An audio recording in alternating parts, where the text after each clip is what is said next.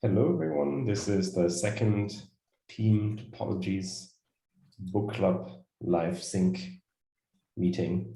We're going to cover the second part of the book, mostly chapter 4 and 5, because we're a little bit behind, but be that as it may, I think there's still a lot to talk about. Yeah, and welcome, James, as well. I think you weren't here for the last one. It's great to see you join. Yeah, I structured this the same way that we did last time, which is the same as for the individual chapters around learnings, what we liked, what we didn't like, how it applies to our work, and what we would consider changing. So yeah, let me pull up my notes, and then we can get started. I mean, James, maybe I'll call you out as the first one. It's like, what did you like so far? Yeah, it's a super interesting read, kind of focused on 4 and 5, or those chapters. It talks a lot about team structure. And the things I found interesting were some of the anti-patterns that we follow around things like borrows and some shorter-lived teams. Those seem to be things that we don't do well, maybe.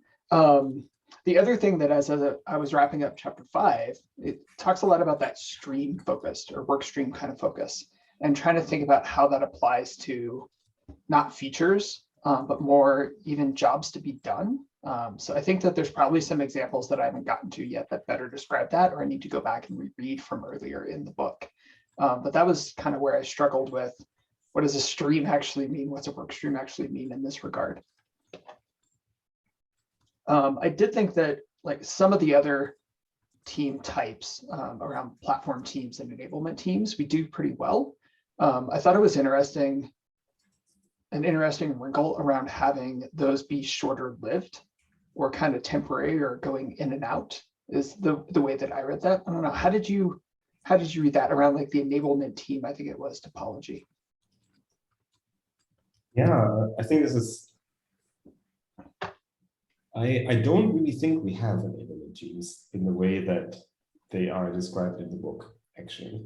I think this was something that I kind of learned, is like we have an entire section that is called enablement.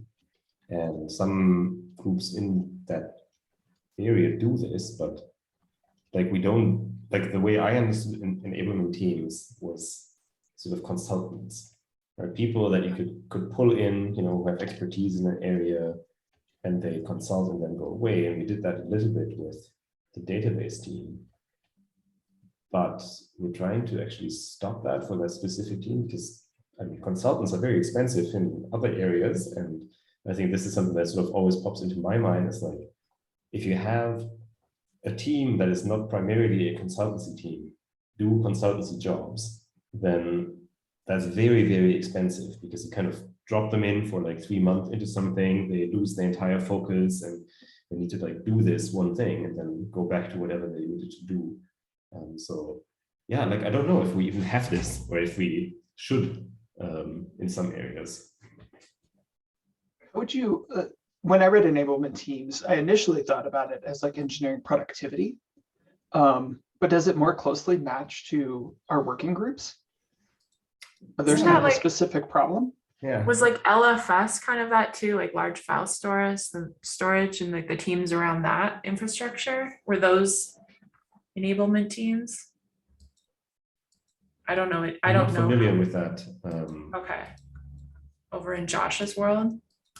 Well, like I think we have working group. This is actually another discussion that I'm having like on the side with sort of some patterns from the Kubernetes project. I think we have working groups, and I think they sometimes try to do this, right? This enablement function to some extent, like sort of pull in expertise, like figure something out, and then have exit criteria and dissolve. So I think we're trying to mimic that.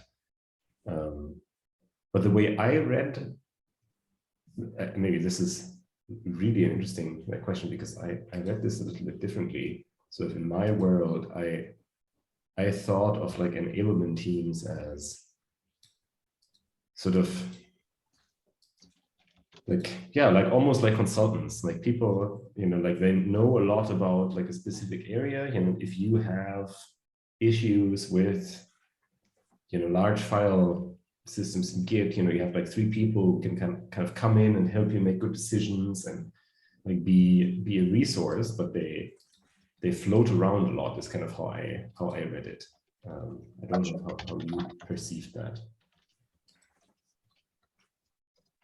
I think that makes sense. And we'd use working groups for it a little bit too, or staff engineers, but yes. And we have some architect type roles as well that people fulfill a little bit. Where it's like, oh, we should probably do it in this way, right, and help this out. But I think it's very informal, I think, sometimes as well. Right. Yeah, and it's not clear. I also, like I just mentioned with the SRE process, like I knew we had arrow budgets as PMs and like all of that, but I didn't really understand just from seeing that quad where like the biggest orgs with this one where it was like the top quadrant is where you start to care about SRE officially. Yes. It's like a scaling mechanism and it happens. I hadn't really like grokked that we got to that point at GitLab or what that meant. Yeah, and actually this is also interesting that we pulled out this specific thing, because I thought that was the least well done plot that I've seen so far in the book. I don't know if you It's hard to understand that one, yeah. I really struggled because of the. I had to draw on it, like be like just so I understood. Like because I was just like, I don't know if you can see this, it's like it's blurred, but it's like the arrows are like I didn't know where the axis went, and I was just like high, low, low. It was high, low, low. Yeah. So that I was just like, this should be easier. I stared at this one way too long, but when I understood it, I was like, all right, now I kind of get it. But it just, But so my biggest takeaway from that was that as an org, we need SRE probably, but as individual groups, do we not? Like and are we this one or this one? That was my other question. We're both, right? Yeah, I think that the really big teams like source code, they're clearly in the SRE model where the functionality is too big, the system is too big for the team to manage, and they need that SRE support. Whereas a smaller team, a brand new team that has a feature that doesn't have a lot of users on it, maybe they don't get SRE support. And that's where SRE drops in and says, here's how to set your error budgets, kind of here's the best practices in what you should do and how to set up PagerDuty and whatever else needs to be done, right? And then as you continue to grow, and maybe there's a threshold in like now of this is when you get an SRE team, or if it's business critical, or there's some set of criteria that comes up around where do you get dedicated SRE support versus not. And I think this was something that I think is really important for us to remember, and that made sense to me is I think that they did a good job saying that, well, many of these things are really dependent on the maturity of your organization and where you kind of are at, right? And I think this is often sometimes where, these transformations also fail. It's like Google does SRE, we'll do it, and then it will magically work, right? And I think there's a lot of things that need to be put in place and a lot of maturity that needs to come until you get to the point where you can actually do this. And I think this is something where I felt like, okay, maybe, in what areas are we at the point where that makes sense, right? And where are we maybe not at that point, and how do we maybe transition into that state as well? And I think this is important to remember with a lot of these team topologies, where it's like where we are, right, and where we can go, is exciting, but just saying like use SRE and then your problems go away. That's probably not. Yeah, and does it follow our category maturity or not? Like that's another thing. Yes. Do they diverge or are they the same? And is that an indicator that an SRE, a more mature SRE setup might work? And then the whole maturity of GitLab as a whole, like scaling that is probably a whole other can of worms, like the whole of the app being able to scale up with users, where it's not individual features, but the whole thing. Yes. It's just. And so there's as you say, there's probably some buckets of worms in there. And I mean, the error budgets, I think, are a great example of, actually we have a team in reliability, and they created some tools to expose these error budgets. But that doesn't mean all of the problems go away. But you now have the metrics and the services, and some teams may be in a situation to really actively use this, but it is sort of a journey, right? And I think that is quite interesting. Yeah, I appreciated that, and just understanding that process more and appreciating kind of where we are or aren't at in the maturity.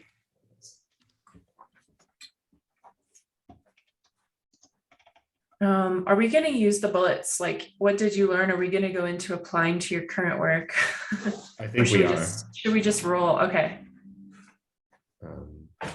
So I can move some of mine down too. Some of the things like James mentioned, like the allocations, I had that too. Like, seems like an anti-pattern.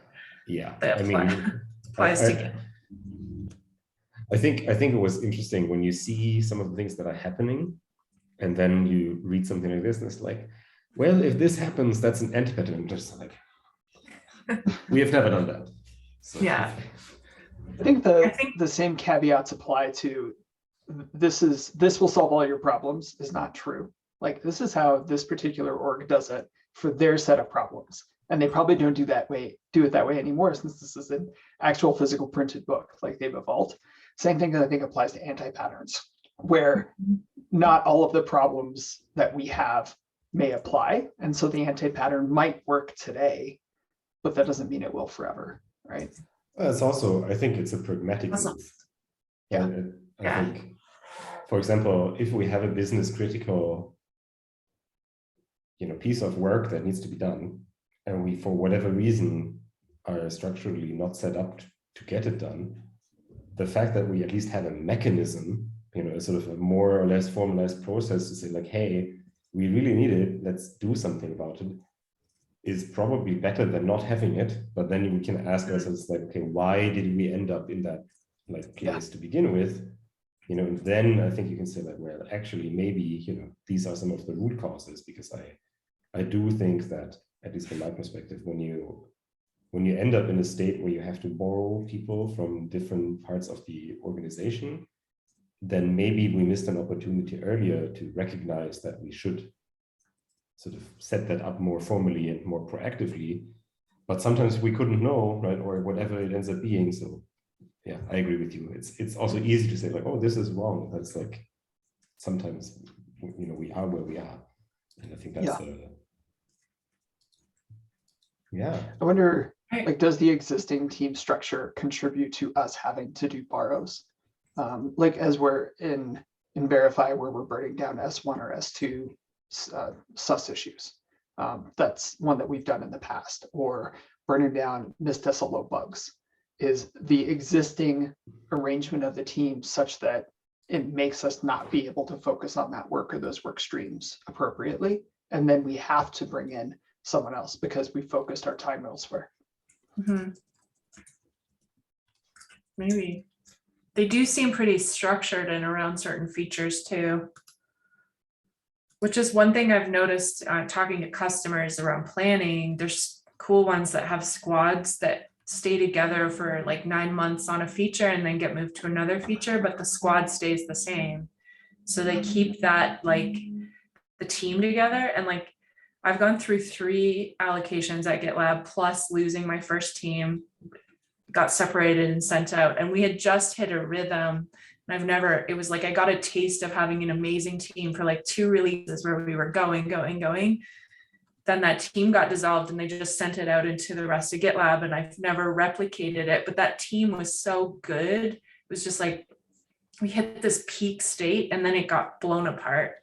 And so you could also have a concept of like directing a full team to solve a problem and giving them, and they all know how to work together and they've got a rapport and they could move and like tackle that issue together. That might be another way to sort of not restart the relations between team members and the trust building and all the things it takes a long time to build up. Yeah. But I don't know if we've ever looked at that. Yeah, I'm not sure. And I personally think that's actually quite fun. Like some people would enjoy this, and I know that, like, or I don't know, but I feel that some individuals in the organization that are senior enough kind of do this. Like Stan, for example, or Camille on the engineering thing, they kind of pick what they believe is most impactful and just start solving it. And if you have a sort of a team that sort of floats around, and you know, it's like they have like sort of more project-y type work.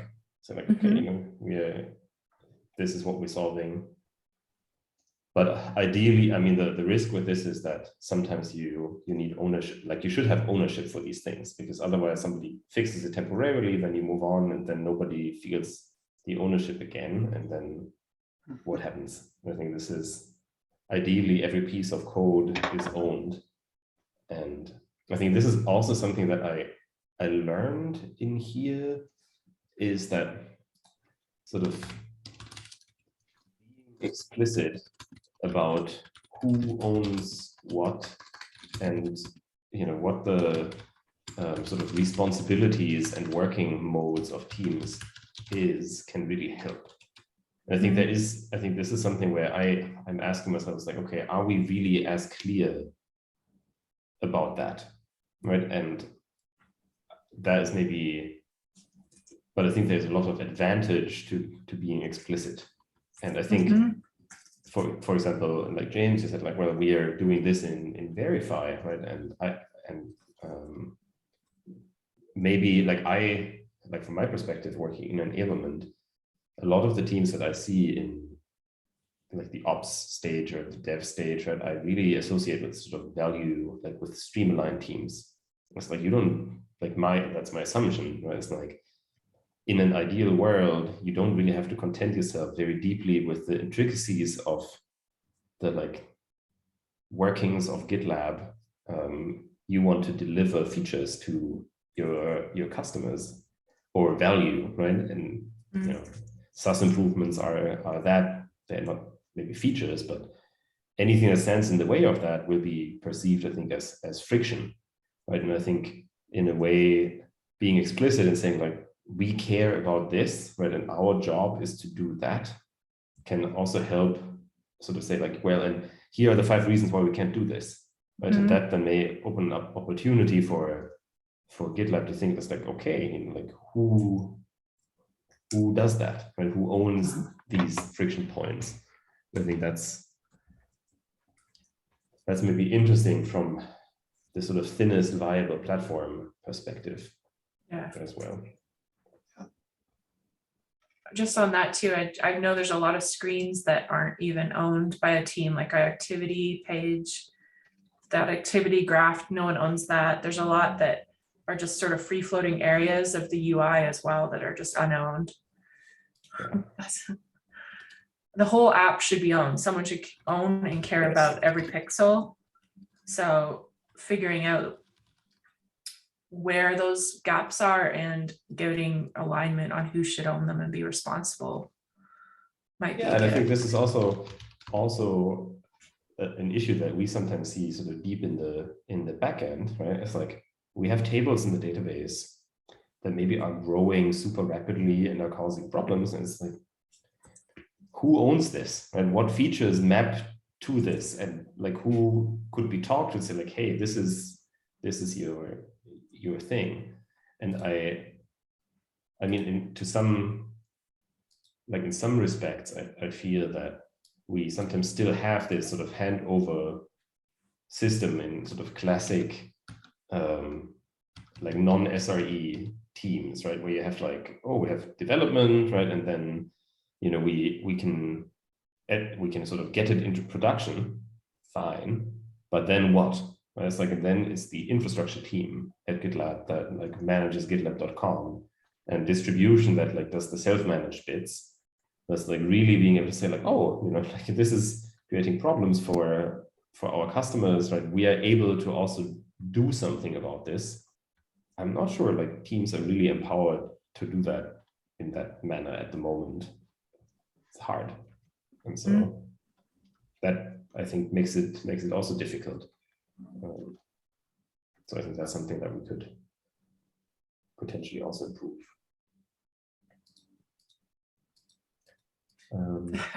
Sorry, we're a little bit. Teams. I wanted to say, I'm just sick of hearing Amazon too. Yeah. As an example, like every single one was Jeff Bezos did this. I'm like, We get it. You guys are Amazon or AWS fans. enough. Yeah. My problem with the two pizza team is the more around the alignment of the like product as a whole. And I think you see this in AWS services where services don't work together, or internally one service gets stuck because it's waiting on another service to make changes. And so like the internal customer has no voice in their product.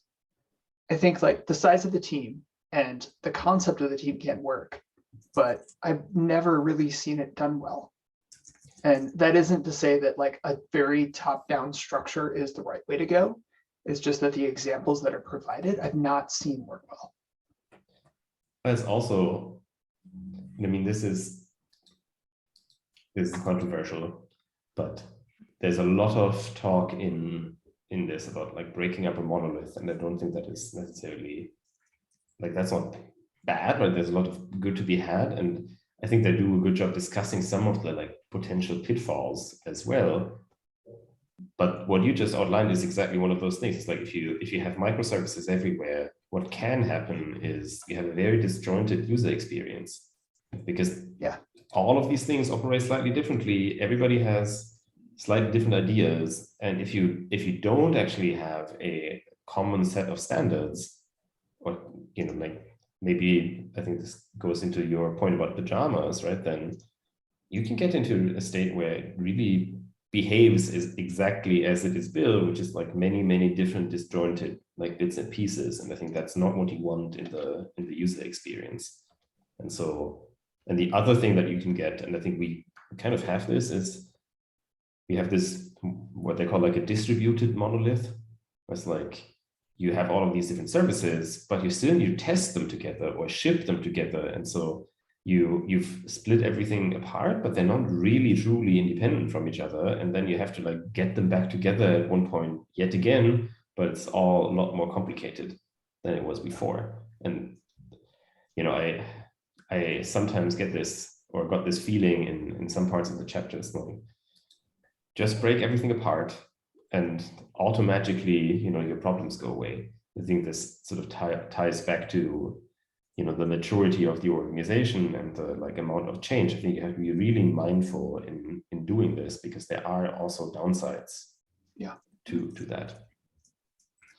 It's interesting, I think, like as you start to talk about the work streams or stream-based teams and what problems are they solving, and you get into underlying systems like Zora and billing, where lots of different teams might touch that, and where does that understanding come? And is that one of those like subcomponent complicated teams then that manages that?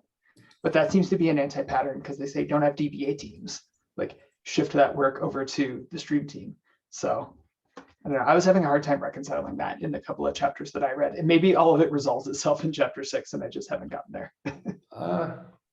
I didn't for me, but that's okay. But I think actually like something that I felt, and this is sort of how does it apply to our current work, is like what I would actually like to do is maybe do a survey, right, for all teams and sort of self-identify. It's like, here are the definitions, of these teams. Yes. What do you think you are?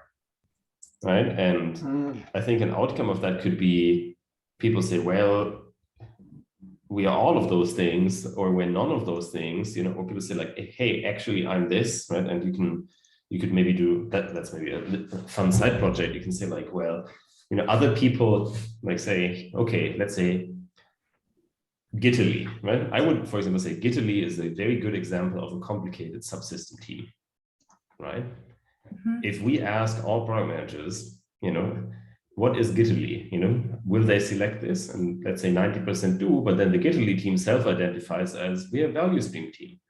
I think there's a lot of interesting like data that can come out of that to like see, is our own perception of these things straight? And do we actually know what we are? Are there like Yeah. bits being mixed?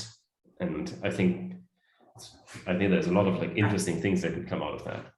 Including Especially, like, do they align to direction or to the technology, which I think was Yeah. in some of the earlier chapters too. So there could be some free form just to see what motivates that engineer, or who do they see themselves as? Are they like just saying, oh, I'm on my EM's team and that EM's name is this, or I'm building this thing and I have a goal, or like just to hear Yes. kind of how they say it. I'd love to collaborate on a survey like that. Yeah, that would be really fun. Let's make sure One I of write our- this down. One of our customers, I don't know if we're recording this to YouTube, but they're going to do a similar thing across all their engineers to see how they all self-identify. They also read this book. Yeah, I think that would be very cool. beyond self-identification, it'd be interesting to see how other product managers and engineering leaders see those teams then. Like Yes. how Right. Gitli Externally- versus how the rest Yes, of us see and- it. Because Yeah. those perceptions being misaligned could be a Right. huge source of problem. There's two ways. Yeah, and I think Some of them might this just is, be like black box Gitli. I don't even know. Like I'll just say I know the word Gitli. I don't know what it is. yeah, and I mean, and I think this actually has because I really like the idea. I mean, it doesn't need to be exactly these terms, but sort of doing a survey and saying like, hey, you know, what do people self-identify with? What are the perceptions? And then saying, well, are there maybe some areas in which we can be more explicit, right? So like, this is what this team actually is trying to accomplish, and this aligns with these definitions. I think that can really help set expectations as well. And because I think I'll use the database team as an example where in enablement, the database team, I think people sometimes expect that they should be able to consult on their complicated database problem.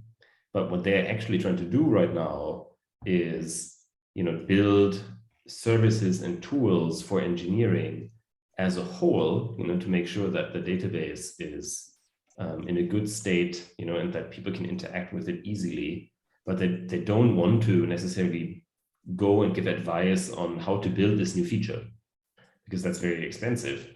But that's what I can see, that the perception of what they should do and what they actually do sometimes conflicts, right? And then being really explicit about that can help, right? And it may also surface a need, right? If people say like, well, we need both, right? We need a team that does all of this services and tools, but also we really need some consultants who help us with the database structure of this because we don't know what to do, right? And then, Right. you know, I think there's a lot of interesting opportunity for that. I think also rating those connection lines between teams, which has been an ask from that customer too, but it's like, I know what you are or what you do, or I don't. And then also some feedback mechanism.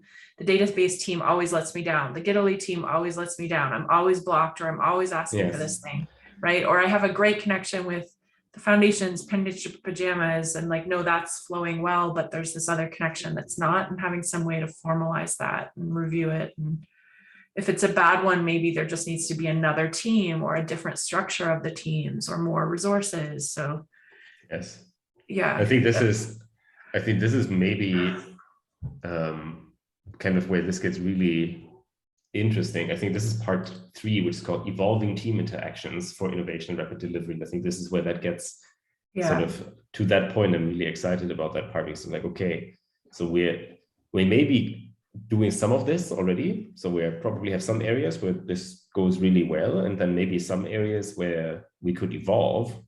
But how do you actually make that happen, right? And I think that's where I got really excited. Yeah, and how can GitLab support that? Which is the ask. How can they view the hierarchy of people the way they actually are in teams in GitLab in some way visually, and like have that map to the coded, like the teams that are actually, or like, sorry, the repos and the actual work. And that would be the ultimate in a visualization to try to do. That would be pretty, would be pretty really fun. cool. Yeah. Well, it's also, I I realize we're jumping around a little bit. Yeah, I don't we mind are. that much. Which is, by the way, why I like sync conversations. I feel that is something that is hard to do async, and in a fun way, at least. And jumping around is very easy async, and going nowhere.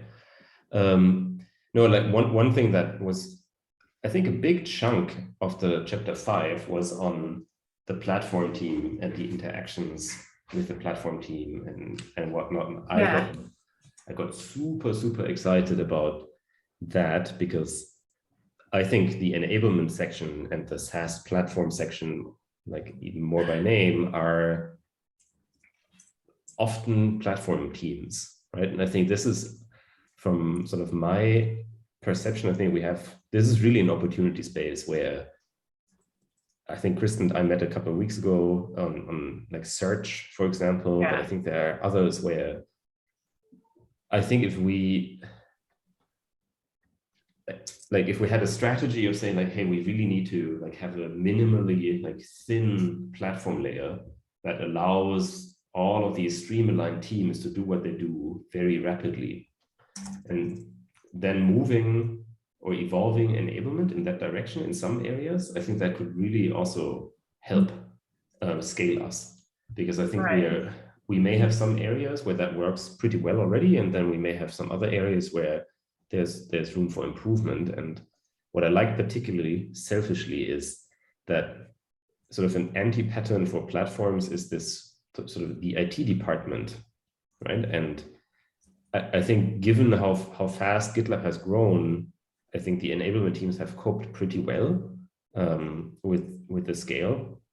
But ultimately, I feel we need to drive this through product best practices, because the customers that we have in many of these teams are ultimately you and your developers.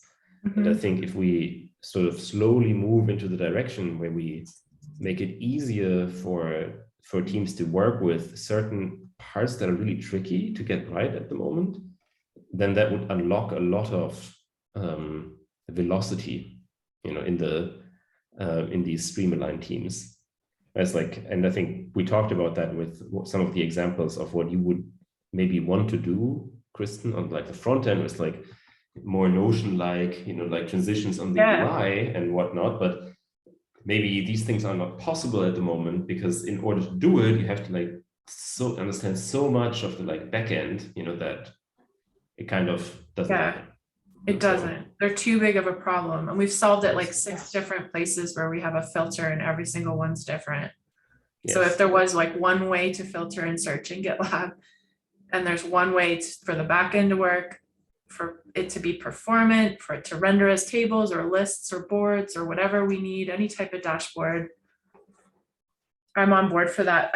I'm a little freaked out reading though, because like my team, I'm realizing, is a platform team providing pajamas. However, we have navigation and settings as well. So my team has to perform as a feature streamline team. And I'm struggling to get both, like and they're to drive, like, I don't know, it's just, it doesn't feel aligned as a team. And so it feels like the right thing in the future would be to split and have focused teams from reading this that do both things. But right now it's been kind of like an agitation to me. It's just like there's 2 different ways of working. The platform team wants to just deliver to the pajamas to GitLab UI and just go and build for the rest of GitLab. And then the rest, I'm trying to do opportunity canvases and do this whole other like structured thing. And the engineers are kind of split between both worlds, and like, which one? It's annoying. So this has enlightened me though to what the problem might be and why it's been tricky. That's a really hard split between here's the platform for front end interaction, and here is the front end and how we think about navigation. I mean, if driving growth. If you further split that and said, now here's the platform for navigation, and here's conceptually how you add to it and the best practices that we have, so that any team could add their things. I don't know who drives that though. Like that goes back to that monolithic approach of like, here's the direction of where we want navigation, how we want to navigate, or we want users to navigate the platform. and what is intuitive to them. And is there one view for all of them, or multiple views depending on who you are? Can you customize it? Things like that, right? I wish there was. For now, it's just like a nightmare. And everyone has an opinion. And if you change one sort order, the world blows up and we have no data on it. So we're not even close to that. But I agree, like if that could be a pattern, it would fit more like in pajamas or in the componentized thinking. But I want to grow, like, I think pajamas to go to more complex. Right now, we only have molecules, but we should go to atoms, which would be something like the filter bar or a complex component or a table search filter that's in pajamas, and we would own that and everyone could use it. It would be so clear and all of your UIs would clean up and you could kind of build whatever you wanted. I think that's also, I mean, I definitely feel that pain. I had this situation in Geo, which like Geo is this interesting team in enablement where it's actually more of a value, like a stream-aligned team, because we have a very clear like feature that is being desired by customers with different use cases, but it's like people buy GitLab to get Geo, right? Disaster recovery. But we also knew that if we wanted to make that more accessible, you have to build kind of a framework, like some kind of platform that other people can integrate with, because otherwise we are blocked. And then all of a sudden you have this like, I need to build this platform thing out, right? So that I can gain velocity, but I also need to deliver features, and I have one team. And then if you have a big team, like we did for a good chunk of time, right, then you can actually do both pretty well. You can manage that a little bit. But if you have all of these responsibilities, which I think is also often how that starts, right? You can't do it in parallel. Yeah. I think then I have a tiny team. Yes. 3 front ends. Yeah. And then like all of pajamas plus all of nav and settings. Yeah, and I think that then becomes overwhelming because you have to switch focus, right? And then it becomes like difficult for people to sort of get into the right mindset. But I think this framework helps me know how to talk about it more too, with management, with product leadership, about where this could go or how to split the teams or the categories too. Yes, I agree. And I think this is why we as PMs play such a critical role in this as well. I feel, because I can sit down and I can plan like a beautiful system for how to grow all of those things, but ultimately I think it's important to tie that back to, like the business impact and the value and why you need to grow these things in these areas. And I think if you don't have a little bit of product thinking and that perspective, you can go off and you can also build a really, really thick and expensive platform layer, right? Where you've stuffed everything in and it's beautiful but inefficient. And I think you kind of want just enough. And I think finding that ratio is probably the hardest bit. It's like, and so I think, with GitLab having grown so much, I think maybe we're at the point where we have to start thinking about some of these transitions and being more explicit. And you don't even have to hire more people. I think you just need to organize a little bit more, like a little bit differently in some areas, and that may already help clean up some of these interactions. Yeah, I agree. And then we're going to do the big reorg, and everything is going to be magically better. I'm sick of. I've changed 3 times now, like restarted 3 times. That's a lot. Over it. I'm always in transition, I feel like. Yeah, the constant is change, right? Yeah. Sorry? The only constant is change. Yeah. That's what it is. Yeah, but there is something to be said for some continuity, though. It's like my deep knowledge of sex chromosome evolution in birds has not come in particularly handy at GitLab. So. The other thing that struck me that I just thought of is like teams are so, from reading this book, the team is so important and how it builds. And they were saying you could, like they listed all the office spaces that were set up for good interaction and things like that. But like just, I have the vision for dashboards and building a dashboard for your team that could be queried to your team and the things you care about, right? And it's a landing place for your team, which we don't have anywhere. We kind of free float the idea of who your manager is or what you're aligned to in GitLab. So I think that's another place where we could improve and kind of give every team or every pod kind of this ability to create a landing zone that makes sense to them versus just in Slack or a Google Doc. And that could foster the team to kind of know, be on the same page, go after the same goals, feel supported. And right now that doesn't exist. You just have to send out query links. So yeah. And I think this is something where, like, yeah, I don't know how that actually behaves in other areas. I've only ever worked in enablement, but I found that, you know, building successful teams takes a lot of time, right? It's like, it can take, I think, probably a year. And at that point, you know, you have built the trust with the like mechanisms and processes and all of that, so that people can really work. And yeah, we should kind of make it as easy as possible in a remote setting for people to feel at home and at ease in their team. And I think and I think this is something that also comes up here, is like with ownership. I personally think that if you are an engineer or like any kind of function in a team and you don't really know what you own, right, and what you're responsible for, it becomes really difficult to care, because you know, you can care about everything, but then you really care about nothing. But if you know that this is the thing that you're building, that you're responsible for, that you maybe ship to customers externally or internally, then I think that is when people also get this sort of autonomy and sort of passion for it. And I think then you harness a lot of that. And I'm not sure we build teams with that in mind specifically. We do build teams and we say like, that's the way to go, but I'm not sure we say like, hey, if we get that wrong, right, then we will not be building as well as we could. Yeah. So taking and verify, and I think in most of ops, every team has this team page, and on the teams that I've worked with, we always have the North Star or the performance indicator metric there. And here's the dashboards that you can go look at in Sisense. I think for us though, the two things that I would identify as missing are engineers really grokking that and pushing back on work that doesn't align to that value stream.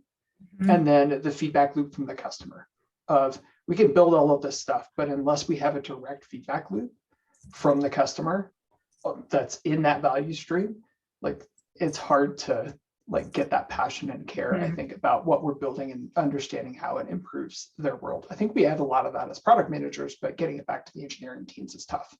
Either that or your value stream isn't actually aligned with, or your team isn't aligned with that value stream and you're not building the right things for it.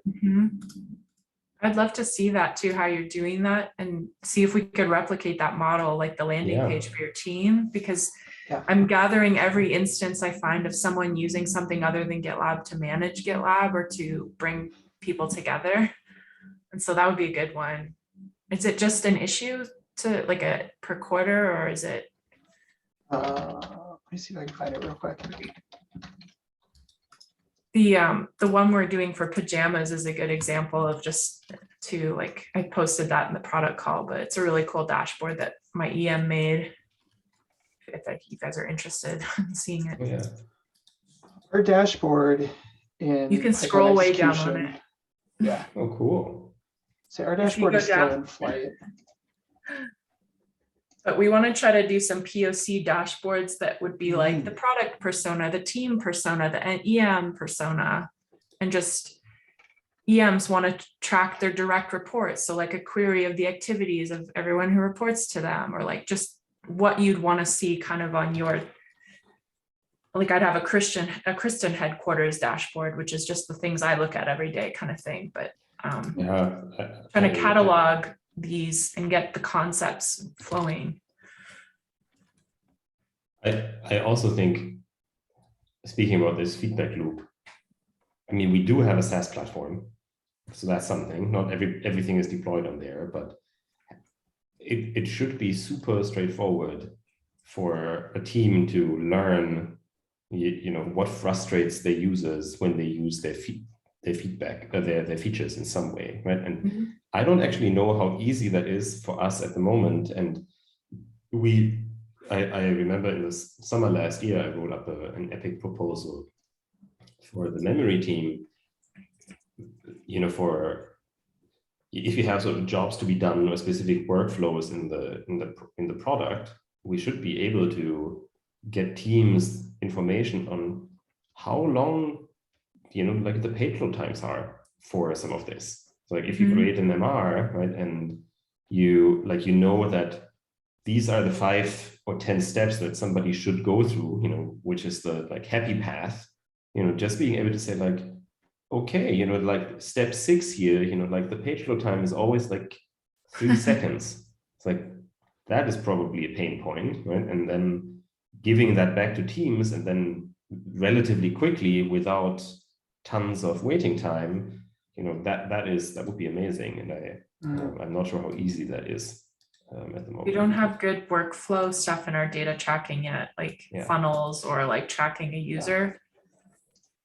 I think these are sort of typical platform things. It's like if you had a dashboard, and you knew exactly what to do, in order to make sure that your new feature becomes available in that, and it would be very easy, and then you get that feedback very quickly. I think people would be very compelled to use it, because then it's like, oh, I can actually see what the roadblocks are. And for on a separate note, it's like for self-managed, where we have like a month-long waiting time, it's really long, right? Yeah. It's like it's not that invigorating.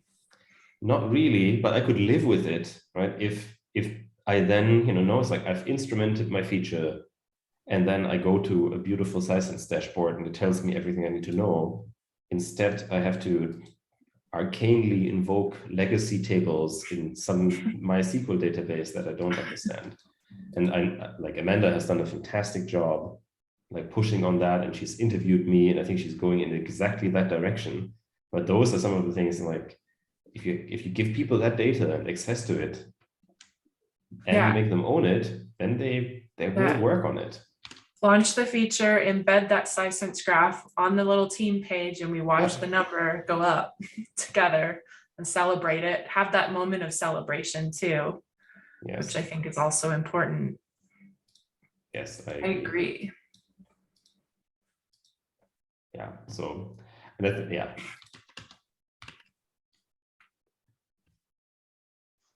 Well, and I guess the last thing, I think for me, the thinnest viable platform model is really something that I'm quite interested in, like personally. Like I'd like to sort of make a proposal that someone would say like, hey, this is what I think the thinnest viable platform is. This is what we have right now. These are the missing pieces. How do we actually get there?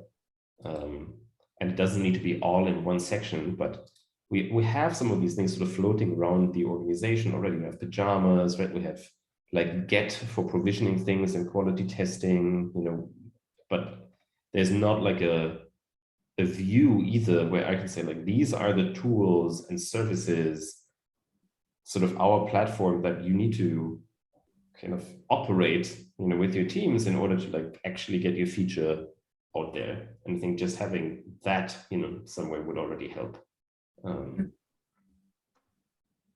It's a cool way to think about it. Yeah. Like, are you saying like, so then the new feature, spinning up a new feature would be more consistent, quicker, because maybe we'd have the framework. There's always a title, there's always breadcrumbs, there's always the core pieces of the page are there. And then the back end with that too, kind of whatever the boilerplate is for that. Yeah, and having an example. I think having that would be sort of almost the end state, but I'm also thinking it's like, what maybe it exists, but sort of the repository of, if you imagine sort of the platform of the foundational like pieces, saying like, okay, so you want to develop a feature in GitLab, right? We have our like merge request acceptance criteria, but this is sort of more of a like make so sure you've done all of these chores, but more like these are all of the services that GitLab makes available to you already to help you get that done. Right? It's like you want to know, like how people interact with pages on the front end and how long it loads. This is how you do this. You want to know how to, search things or filter things persistently. This is how to do this, right? And like all of this sort of layer of things that you should care about. And then maybe you say like, well, we'll start with a very minimal thing because we only really need these 3 bits, but having that available and also promoting this as not something that should be in the way of people, but something that is there to be used, and that is sort of its own little product, something where the people building it care about the satisfaction of the people using it. That is, I think, where it gets really interesting. Because so it goes beyond the building and the deployment that engineering productivity really handles today. It goes beyond even then pajamas of I'm going to build a front end component and here's the different pieces I can pull together. And then you start to get, and here's how your new feature performs. Here's kind of those built-in libraries that you automatically get because you as a team care about that. We as an org care about that. And so here's how to just enable that by default. Yes. Yeah, or if you use that, if pajamas has like baked in tracking, which would be a dream wish I had. Anything time you use a button from pajamas, the tracking codec goes out this way and it's clear. It's like just, it would be a consistent experience for everybody. We wouldn't have to build tracking as PMs for absolutely everything. Yeah, and then you get like 15 different results and or different ways of naming things or whatever. It's not consistent. And I mean, I think this is of course a journey, and I think this is why I'm excited about the third part is to ask is like, okay, so where is GitLab right now, and where are the areas that are maybe going really well? Why are they going really well? Right? It's like it's hard. I mean, like at least I am very guilty of always focusing on the things that don't work as I want to, but there are plenty of areas where people do amazing work, right? And I think you can also ask, it's like, why? What makes that work so well, right? And then sort of figuring out how to maybe implement some of these things and be a little bit more explicit about we are a stream-aligned team, and this is what we do, right? And these are the things and capabilities we need to be successful. And then I think, maybe cool. we should really push out that survey. I think that would be really fun. Yeah, both surveys, round 1 and round 2. Yeah. It's a lot of teams to rate though. I know you could start in a small section, right? And like, I mean, you could do a self one would just be about you, but the one where it's like, now tell me what each of these other team does, like all the other teams, about 40 teams or so. Yeah. I think that would already be sufficient to, let's say, choose a section like ops or something. So like, how well do you know what these other teams do? Wankster. A little bit. Yes. I'll schedule some vacation after the results come back. Cool. Well, thank you so much. I think we are actually at time. This was really, really fun. Thank you so much for joining. Thanks for getting this organized. For taking meticulous notes. I'm not good at talking and keeping notes, especially in the evening. This was fun. It was fun, and we'll have another one for the last part. I think I fixed the calendar invites. That didn't work for me. I don't know what I did wrong. So the next one, so we're still in part 2, right? And chapter 6 is in part 2. We can talk about chapter 6 in the next time as well, but I'm not sure. I'll see how long the other chapters are, because we could make 2 more chapters if it is too meaty, or we'll just cover like 4 chapters in the part 3 in the next one. I'll figure something out. Okay. But the next one is, I believe, scheduled in May, I think. Looks like end of April. Yeah, 28th. Okay. Awesome. Yes. Thanks again, folks. Got to Awesome. Yeah, I enjoyed it. Cheers. Have a lovely rest of your Thank day. you. Bye bye. Bye.